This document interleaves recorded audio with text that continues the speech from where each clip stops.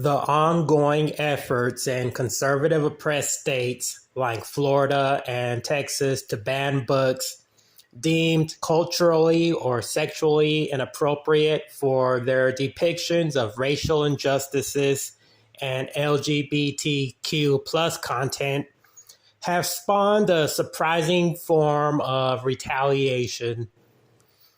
Parents and community members alarmed by what they see as right-wing censorship have begun targeting the Bible for removal from schools and libraries, arguing the book's graphic depictions of sex and violence make it just as subversive and inappropriate as the materials being banned by conservatives. In one Utah community, the Bible has been permanently banned and pulled from elementary school shelves, while other states have been pressured to review whether the Bible violates any of the newly passed conservative restrictions on educational materials. All told, access to the Bible has become an ironic and surprisingly effective tool in the growing fight over who controls what children read. Recently, a petition was submitted to Utah's Davis School District to remove the King James Version from classrooms. The request follows a 2022 state ban on allegedly explicit reading material published by a conservative advocacy group in Utah. An effort that left off one of the most sex-ridden books around, called the Bible. The anonymous petitioner wrote in their official complaint, the Bible, citing incest, bestiality, prostitution, genital mutilation, fellatio, dildos, rape, and even infanticide, as evidence that the Bible, under Utah's new conservative laws, the Bible has no serious values for minors because it's pornographic, according to these new laws passed by Republicans. The petitioners concluded that this should be a slam dunk, and it turns out they were correct. Ceding that the Bible contained vulgarity or violence, a representative from Utah's Davis School District confirmed to the Salt Lake City Tribune that the Bible would be removed from elementary and middle school shelves. It remains available for upper school students. The Torah and Quran have reportedly not been challenged, although just days after the Bible's ban was announced, a similar petition was filed to restrict the Book of Mormon. Bible bans and reviews are part of a larger and growing national trend. Aside from Utah's recent ban, the Bible has been pulled from school shelves for review, if not outright removal, in Florida, Mississippi, and Texas. This kind of challenge, where there's criticism with the contents of the Bible in response to an effort to remove other books from the library on the same grounds, this is a reaction to efforts to ban so many books across the country. While Utah's ban is still in effect, the efforts to review and restrict the Bible elsewhere have largely resulted in the material returning to library and classroom shelves after review by the respective supervisory agencies.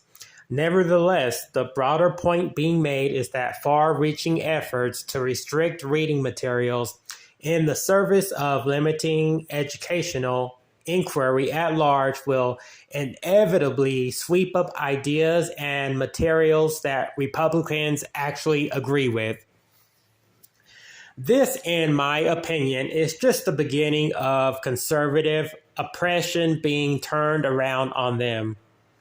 Republicans have set the precedent and created the framework for banning books, so this doesn't surprise me at all.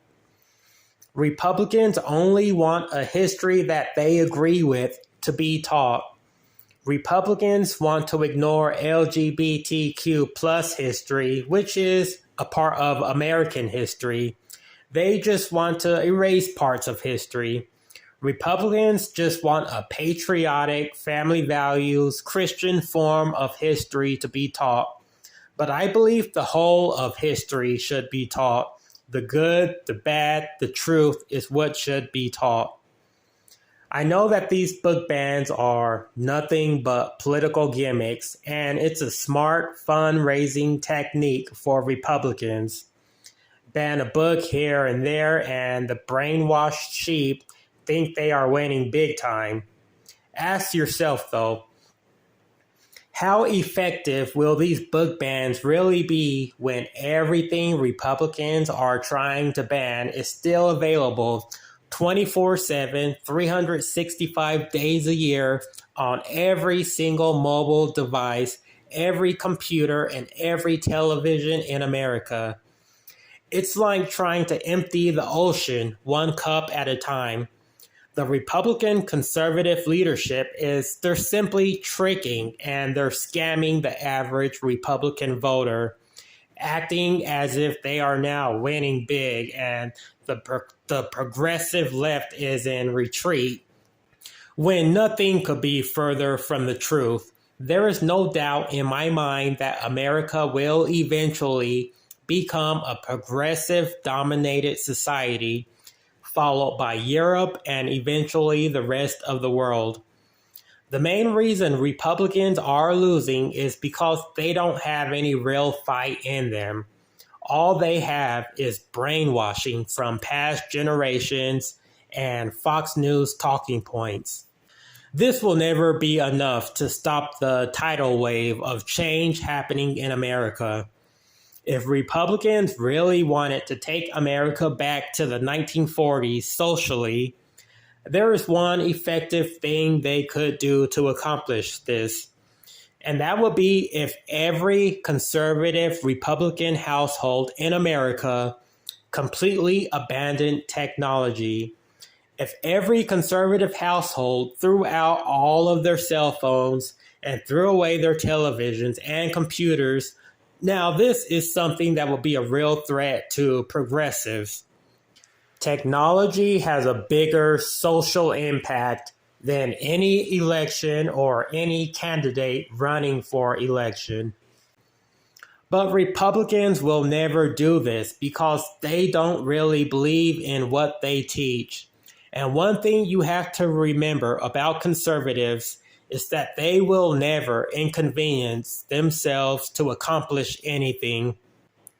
It's no different from conservative Christians only following the convenient parts of the Bible while ignoring the dozens of passages about selling your possessions to help the poor. And no rich man will make it to heaven, yet they basically worship Donald Trump. At the same time, they are dumbfounded as to why religion is on the decline.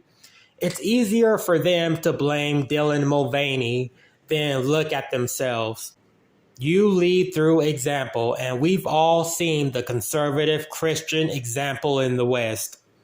With one breath, they'll quote Bible verses, and with the next breath, they'll order missile strikes on other countries.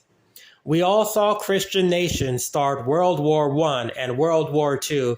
We all saw 1940s Christian America drop 2 nuclear bombs on civilian cities in Japan.